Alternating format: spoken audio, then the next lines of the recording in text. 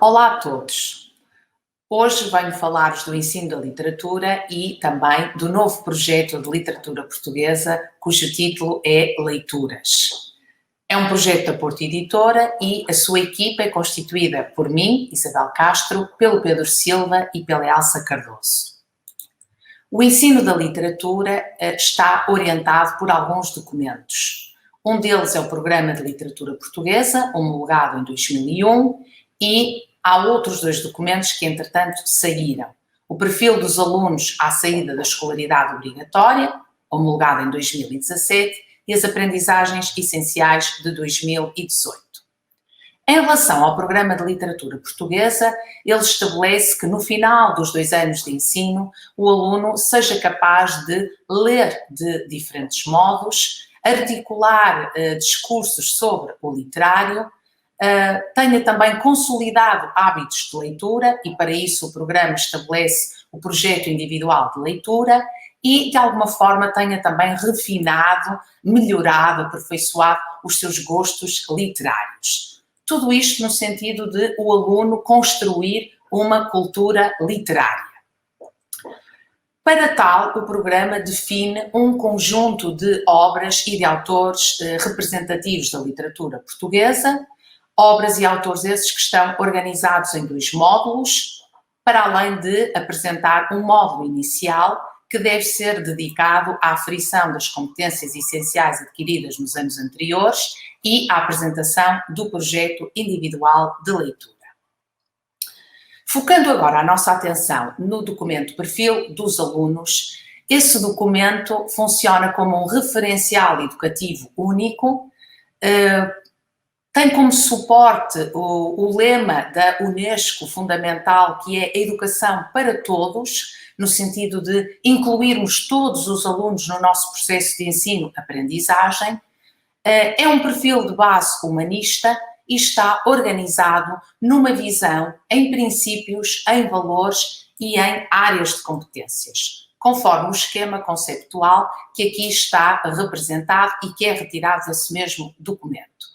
Chamo só a atenção para o facto de que os valores, os princípios que aqui estão, podem e devem ser comunicados através do texto literário. E se-lo-ão certamente de uma forma muito enriquecedora. Como nós sabemos, uma das vantagens da literatura, um dos grandes benefícios, é o de alargar horizontes, é o de permitir uma formação cívica e, nesse sentido, a literatura pode contribuir e muito para a definição, a estruturação de todo este perfil aqui definido.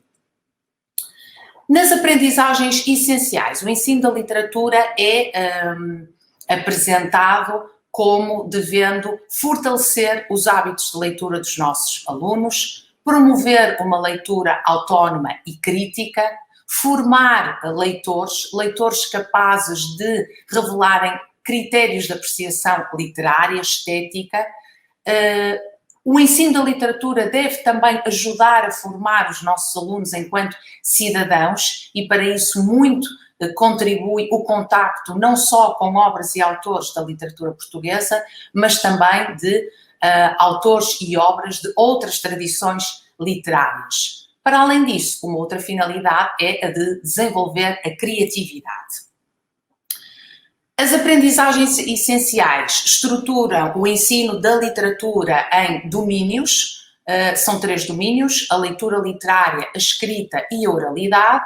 Em relação a cada um desses domínios são apresentadas as aprendizagens essenciais, que no fundo resultam, digamos assim, da combinação de conhecimentos, capacidades e atitudes.